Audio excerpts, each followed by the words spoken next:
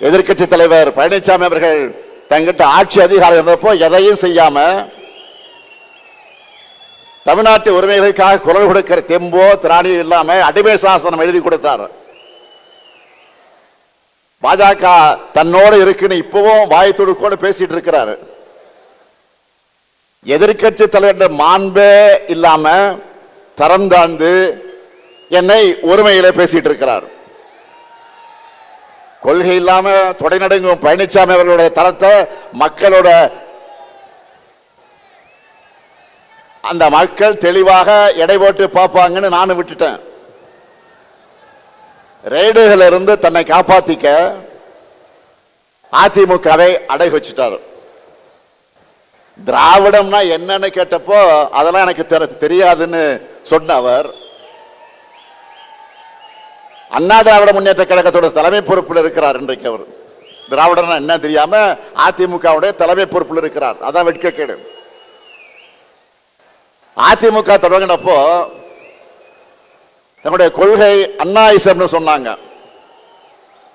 அதை இப்ப பழனிசாமி அவர்கள் அடிமையிசம்னு மாத்தி அமித்ஷாவே சரணம்னு மொத்தமா சரண்டர் ஆகிட்டார். முழுசா நடந்த பிறகு முக்காடு எதுக்குன்னு கேட்பாங்க. அந்த மாதிரி நேற்று டெல்லியில கார் மாறி மாறி போன பழனிசாமியை பார்த்து இப்ப எல்லாரும் என்ன சொல்றாங்க தெரியுமா? காலையே விழுந்த பிறகு முகத்தை மூட கர்ச்சீஃப் எதுக்குன்னு தான் எல்லோரும் கேட்கிறாங்க.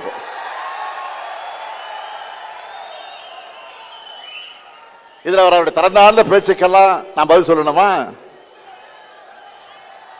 தேவையில்லைதான். ஆனா மக்களாட்சியில மக்களுக்கு மதிப்பளிச்சு பதிலளிக்க வேண்டிய பொறுப்பு கடமையும் நமக்கு இருக்கு.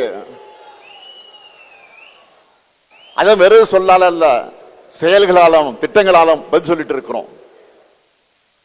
கலைஞர் மகளிர் உரிமை திட்டம், விடியல் பயண திட்டம், காலை உணவு திட்டம், புதுமை பெண் திட்டம், தமிழ் புதல்வன் திட்டம், நான் முதல்வன் திட்டம், மக்களை தேடி மருத்துவம், இன்னுயிர் காப்போம், நம்மை காக்க 48,